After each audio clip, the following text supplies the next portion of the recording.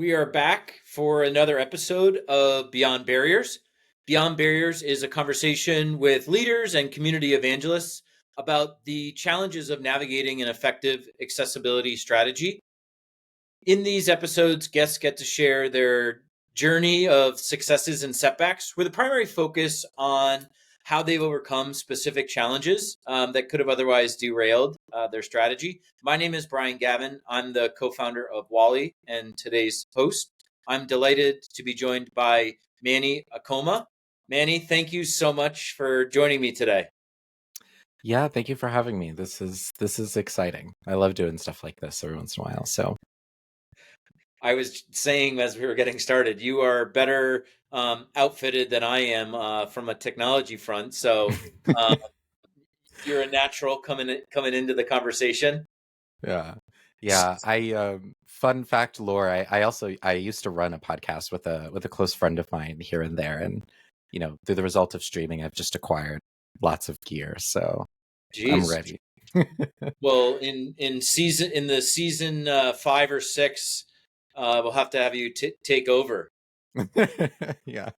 Audio So visual is quite the skill I've learned. it It's a is. lot. It is. So let's dive right into things. Accessibility is an very important space. I appreciate how serious you take it. Tell me about yourself. How did you get into accessibility? Yeah. So, hi everyone. My name's Manny Comey. Currently, I'm a senior UX designer. I also teach interactive design at a local community college here, among other things. And I got into accessibility. I don't really think there's a very full through line in the story. Um, but I remember when I had joined the company that I'm working at, IBM, right now. We have a really large accessibility practice there. And prior to me coming here, a lot of what I had known about accessibility was actually through kind of self-teaching myself front-end web development and like learning how to make my own websites and do things like that. And so, actually, my introduction to accessibility was mostly came from like people who were front end developers, and they were talking about form fields and making sure that inputs always had like a label and like really kind of more technical things. And then as I started getting more into user experience design, it kind of like took me down that rabbit hole of like, okay, well, what does accessibility mean now in terms of design? And then how does that apply kind of like back and forth where I go between kind of like my designer brain and developer brain, I guess. And so through there, it's kind of just like culminated, and I've just turned it into something that's really integrated into the craft of what I do. Um, and I've just had really great like trainings and opportunities to access like different learning content, whether within IBM or outside, um, to like learn more about accessibility, its implications, and how I can better practice it as a designer and professional ultimately. The word craft was amazing because when you said that, it's like what comes to mind is it's an art, right? Like you're crafting a piece of art. It's ever changing. It's ever evolving. Um, and an accessibility strategy needs to be that, right? Um, so being self-taught at in the very early stages, right, as a web developer, you mentioned some of the more technical things that clearly are at the forefront of your memory there. What sticks out from the early days of getting into some of the technical aspects from a development Hmm. standpoint? Let's see. Well, this was so when I started for full kind of like context, I had mostly been uh a designer, a design background. Yeah, And so it was like very classically trained in like graphic design, printing, pre-press. I had worked at a printing company for like 6 years. And through that, I started to realize like, okay, graphic design and printing isn't like all that I want to do or be, as part of my career. And so I started sure. learning other things called web design at the time. Now it's like a little bit more broader and user experience and interface, blah, blah, blah, blah.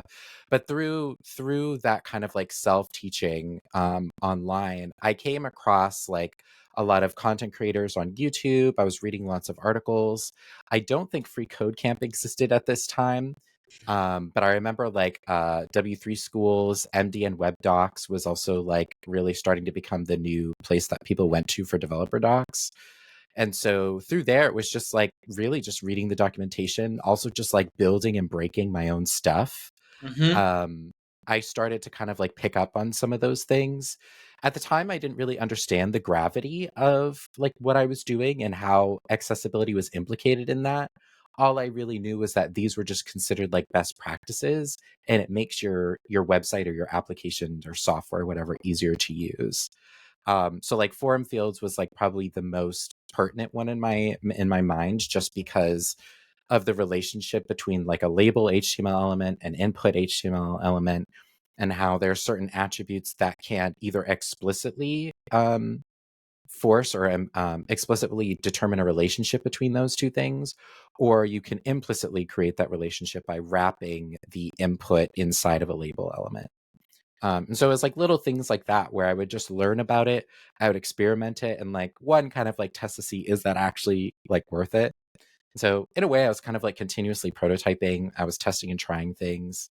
I like to think of it as just like build stuff, break shit, and then learn how to fix it. That was kind of like my mantra for learning web development. And some of those things have just stuck with me, whether it was specific to design and more so what I'm focused on now, or when I'm having more technical conversations with like developers on my team and things like that. The and you dated yourself a little bit on some of the documentation that may or may not have been available, but how has it evolved, right? Like things change in an instant in the tech space. How would you summarize the evolution? Oh boy. Um, if I take a step back and think more broadly, I think one of the trends that I noticed, and partially like where I stepped into learning front end web development, was mostly out of necessity. So I would be designing these prototypes in Adobe XD, which was like in beta at the time, around like 2015, 2016. And I always remember like, oh, like I was basically coming up with all of these ideas to make these digital products for the company I was working at the time. It was like a basic like, how do we make it so that we can automate the ordering process of print materials at this company? And so I'd make these prototypes, I would share it with the business owners, and I would get good feedback on it. But then it was like when it actually come to like implementing and building the thing and seeing if I could ship it, I would always hit that design wall of like, how do I actually get this thing out into the web? And so during that time, I was mostly focusing on HTML and CSS. That was where I felt most comfortable. I didn't really tread too far into JavaScript at the time because prior to, I think it was ES 2015, or like it's otherwise known as ES6, JavaScript was actually really difficult to use. jQuery, I think, was still very popular. React had like just started like kind of hitting like popularity, I think at that time. And so once ES 2015 kind of came around, I remember that being the turning point where I was like, oh, we have like array methods now. This is a lot easier. I don't have to like worry myself with the more like deeper computer sciencey stuff. Hmm. I had to learn and kind of like intuitively understand those concepts. But I think once that started to happen, also browser support became more evergreen. A lot things were a lot more standardized, definitely. And from a documentation perspective, the MDN web docs um, started to, I think, include like more examples in their documentation, compared to like, I think W3 schools had kind of held a monopoly, I guess, in that space, even though it wasn't really like that. Um, and then through like tutorials, I remember Jen Simmons also being like really influential to me at that time. I think right now she works at Apple, and she was kind of like an evangelist of browsers and HTML and CSS, but she had these really great tutorials on YouTube from a channel she called Layout Land, which basically helped me bridge from her background in graphic design to what she does now in web browsers and web development. Yeah. And that really um, kind of is what thematically kind of like started the process for me. And then through there, I was like, okay, here's all these technology trends. Accessibility is being built into all these new front end development libraries, or at least they're trying to be thoughtful of those things. And also in the documentation, the examples now have more, the best practices are centered around like, let's make sure we include accessibility from the start. So, I'm already the storyline of how you're got your toes wet is very interesting, because the other piece you kind of skated over is outside of IBM, being a professor, right? Yeah. That professor, right? Is it?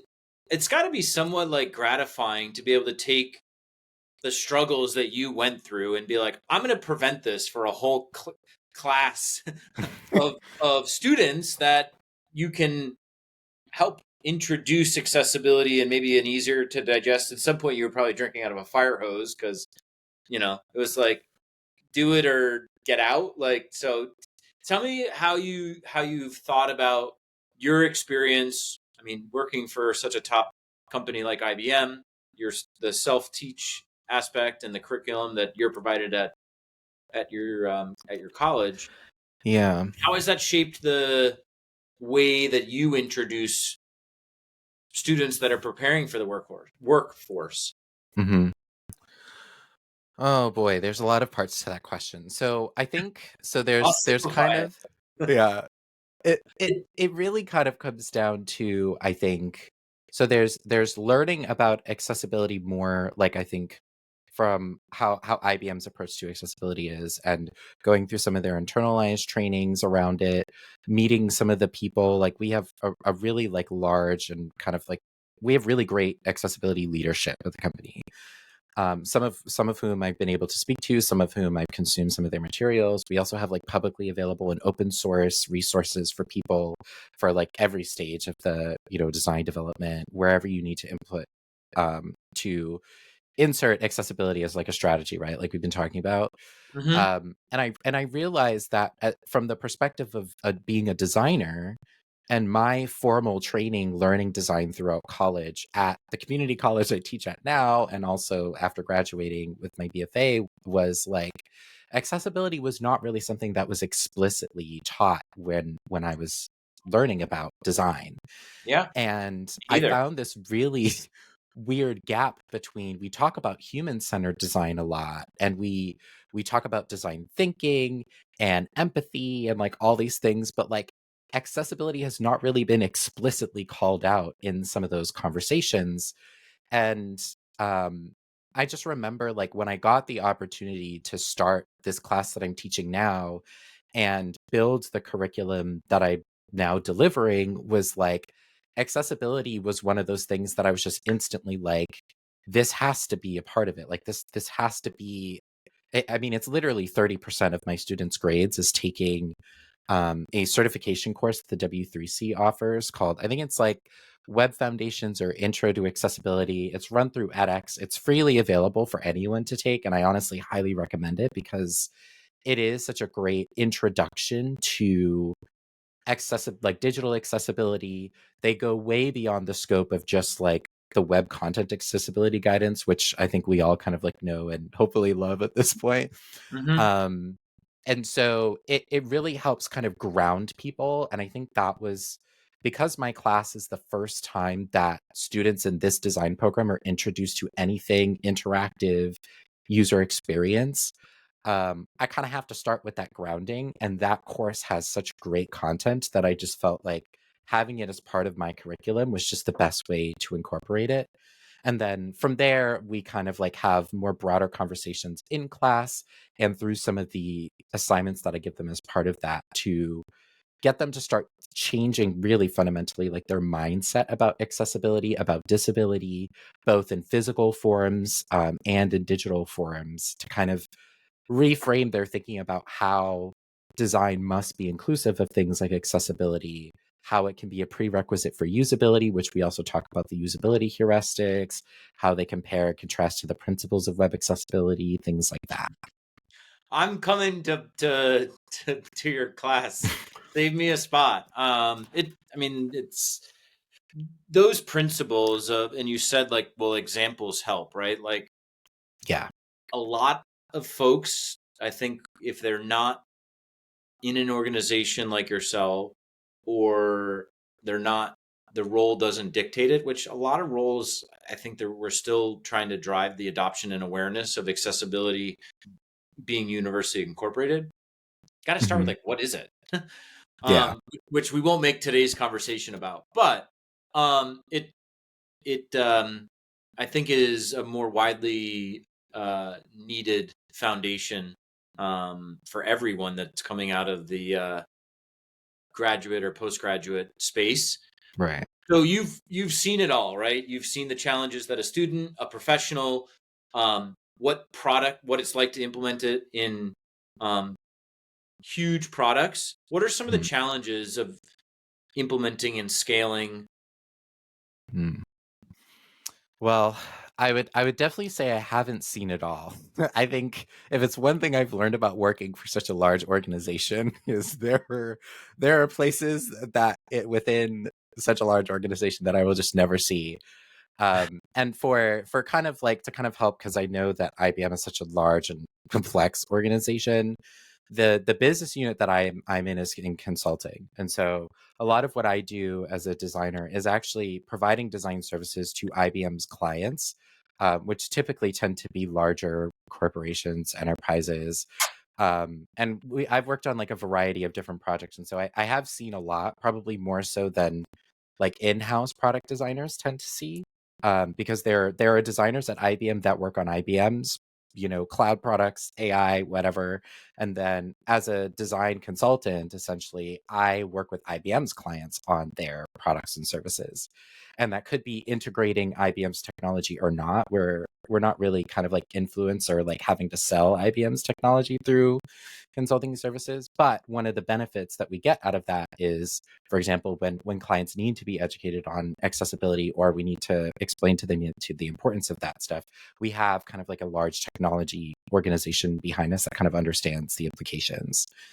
Um, and so from successes and setbacks, I think professionally speaking, outside of just teaching, I think there still is a degree of education that and awareness that needs to happen before people are enabled to take action. Um, and so like most recently, like a project that I was working on, I remember there was this one UI component that we had that I realized towards like the very end of my time on this project that it just did not have like adequate color contrast. It was one of those things that it's like I've instantly learned to recognize in most cases, but this specific one just kind of like evaded me because of what I was prioritizing on the project and where my role was and Mm-hmm. what objectives I had to achieve. And so when I saw this, I was like, okay, well, like we kind of have to fix this now. Like once I see something, I'm like, I gotta like say something or at least raise it as a risk.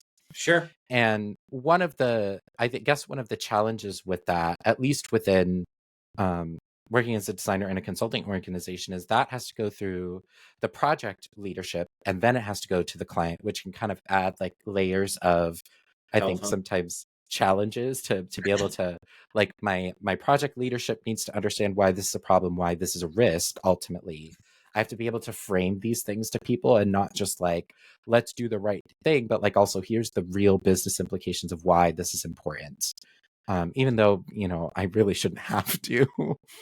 um, and so from a success standpoint, I was successful in this instance of being able to educate the client directly and work with them on like beyond just this specific component, but using it as an example to like kind of broaden and educate them and teach them about like how this particular thing can be a very particular problem for a group of people, and how if we satisfy the risk and the issue here in terms of increasing the color contrast, right, that would make it more easier to use for everyone, not just the people who have that visual impairment or color blindness or whatever it is that would prevent them from seeing the text within this small little tag or label component that they were using. Um, Sounds like a no-brainer. yeah, it sounds like a no-brainer. And I think that was also one of those moments for me where it was like, even though I taught them, I educated them, I provided them with options and alternatives, I don't think they opted into my solution, which was either obviously changing the color of the text so that it was more contrast, changing the color of the background. Whichever options I gave them or solutions, by the time I had been able to do that for them, it was my time to leave and go and move forward from this project. And so I left them with a lot of options, education, and materials. Whether that was actually implemented and the issue was resolved, I think is still to be determined. And it's something that would be interesting to follow up on now to see. Um, Our but the future. success was, yeah, I got them to move forward in awareness and education, but it was the setback was I able to truly get them to make the better decision in the solutions and the ways that I approach the design solution based on those accessibility requirements. And sometimes you get there, and I think sometimes you don't. The willingness of someone to educate on a new topic is quite honestly like one of the biggest barriers, right? Like, for how long did this thing happen, and did the client go uneducated, and then you took that initial step, which is kind of half the battle, right? Like, Yeah. especially hearing like, wait, this is going to deliver a better experience for everyone. It's like, okay. Hmm. Um, where have you hit the most? Where have you hit the biggest roadblock?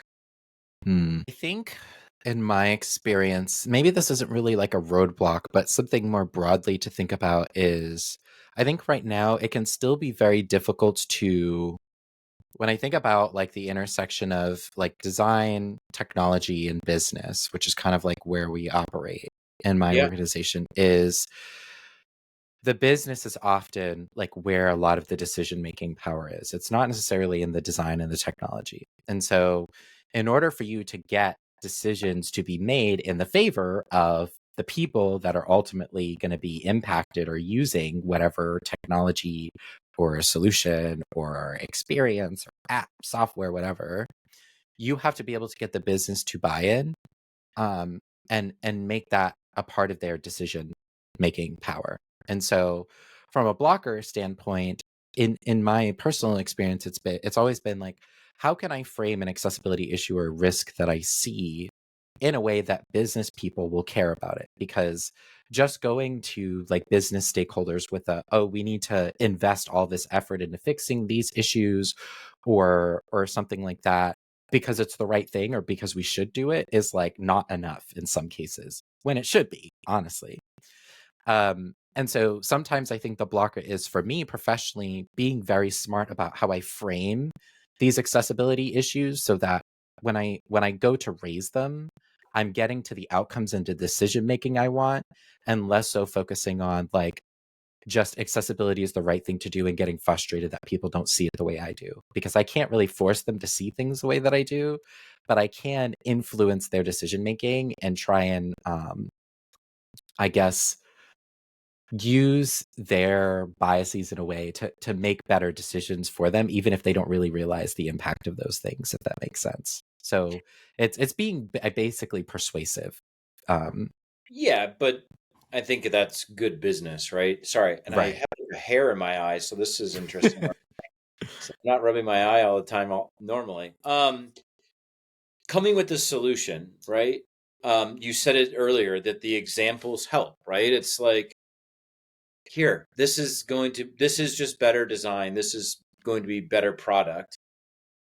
How do you push Mhm. back from that? But the the priorities of the business and the technical teams and the design teams, oftentimes they can compete, and Right. accessibility is still kind of a little bit of a niche thing, right? Like, our what you're doing is doing really good for the world, but there's not every organization, or individual person, I think, is as empowered as you are. Yeah, I would agree with that. I think it's like, kind of like how we were talking about right before. It's more of like a progress thing, not perfection. So if I can at least change people's minds, whether or not they get to make a decision, that's a win for me. And then hopefully the next step for them is, how do I make better decisions with that? Curious, I'm just like, part of me is wondering, you're going into clients and you're working on probably legacy product or something that's not a brand new build, and in some cases it's a brand new build. Do you Yeah. find you're more successful when it's a brand new build because you can steer the ship, or are there similar challenges? Yeah, I would actually, I would agree with that. I think too. There's obviously nuance, but I would say I have worked in projects where it is kind of like a brand new thing that we're kind of working with the client to design and build from scratch. And then there are other things like that project or example that I was just talking about. That was a project in which case this was a very legacy piece of technology that they were trying to migrate because it was going to hit end of life. They needed to re-platform it. It needed to be migrated feature parity needed to be there. There's a lot more complexity to this than just that one little thing that I was focusing on at the time. And so generally I would say you're right. In projects where we get to own the design and development of something from the beginning, it is a lot easier to imbue that accessibility strategy into it, especially where we have practitioners. Because not even within IBM, not everyone, despite our great programming and practicing, has that knowledge, has that skill set, has that mindset and strategy of embedding accessibility into everything that we do. And so when we are in those positions, it works out really well, and it's much easier to do from the beginning. I would say, and you probably know this too, is like the longer you wait to address those things, the more expensive they become to remediate and refix. And so that's one of the arguments that you could use with the business to kind of get them to make better decisions. But depending on to your point, where you come in on that end of the projects, like whether this is a brand new thing or it's something that's legacy that needs to be migrated or replatformed or whatever, it does introduce its own kind of sets of challenges and setbacks. But generally, I'd say I've been more successful when it's something that's net new as opposed to being revised. Totally. I was having flashbacks to a migration end of life product that I worked on, and I don't envy that project. I'm sure it was successful, but those are always fun. So, where are the biggest disruptions coming down the pike for accessibility? So I think I would almost kind of prefer to reframe this question as like risks and opportunities in a way. Okay. And I say that because I hope that accessibility isn't disrupted, because it makes it seem like it's like a market that needs to be captured or like capitalized on. Um, but as to like kind of like answer what I think is like the core of your question, I think obviously the elephant in the room for like the past year or two has been like AI and generative AI. There has been like a prolific like outpour of like, even within IBM, other companies, we're all experimenting with new technology. A lot of the innovation that's being done with AI is largely technology driven, at least at this point in time. And so like I think with every new technology, AI included, it comes with a lot of considerable risks and opportunities, especially to people with disabilities, especially in terms of accessibility as a practice. Hmm. And so that's one. I think another thing that I've been paying attention to that I'm really excited about is, and this might be super niche, but there is a new color contrast algorithm I think in the works that's in a draft called APCA. And I think it's supposed to be replacing the current color contrast guidance and algorithm that's in WCAG 2.1, 0.2, 0.3, etc. In WCAG 3.0, which will come out who knows when. Um, and I think that excites me in the sense that in doing some of this design work, because color contrast tends to be like one of the most low hanging fruit, that it's like it's the easiest thing to explain to people and demonstrate and use examples of like why accessibility is important. And it's one of, I think, probably the easiest things that we can do as designers and practitioners of almost any kind, to be like, let's make whatever we're building more accessible. However, the algorithm that currently determines color contrast, like in a lot of the contrast checkers that are out there, right? You can go online and Google color contrast checker, WCAG, and there'll be tons of them. Yep. The algorithm that underlies those color contrast checkers does have some flaws in terms of how it determines what is compliant and what is not, basically. Hmm. And the APCA algorithm that's being worked on, which I think is still in draft, um, is aiming to fix a lot of those problems. And it's actually partially what kickstarted a lot of the issues that I had talked about in the previous example with the client that I was working with. And so I'm really excited about that. So that the APCA color contrast algorithm and a lot of the opportunities that I think are coming out of AI, and Hmm. some of the use cases around that for accessibility are very exciting. Well, we could probably carry this on just right away for episode 2 because there's so much good things to talk about. Before Yeah. we close out this conversation, I always like to open it up to anything that we didn't talk about today that is burning to make sure that we address or have a second to talk about. Hmm. Um, I think one thing that maybe we didn't get to talk about, or something that I think might resonate with the audience, or a way that I try to appeal to people when I try to advocate for accessibility, is Sure. to think about, and I learned this from I think it was Ann Cook, who had like a really good tweet like a couple of years ago that really resonated with me.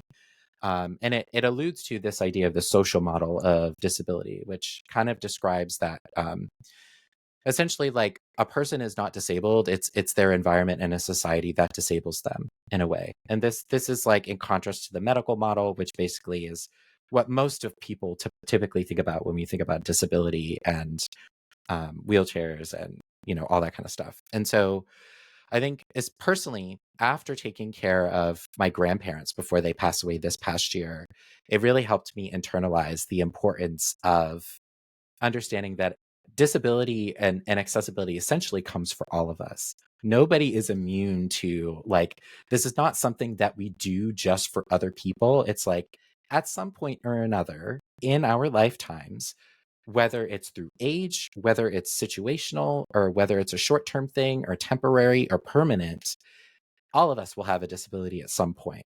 And so when you internalize that, whether it's through taking care of your elderly grandparents before they pass away, or anything of that nature, Yep. I think it really helps instill people and really gain that deep empathy that I think sometimes empathy can be used as a word to, I think sometimes it can be misused, and empathy is something that people deeply need to do this kind of work and practice accessibility in a way where it's not just a checkbox at the end of the project.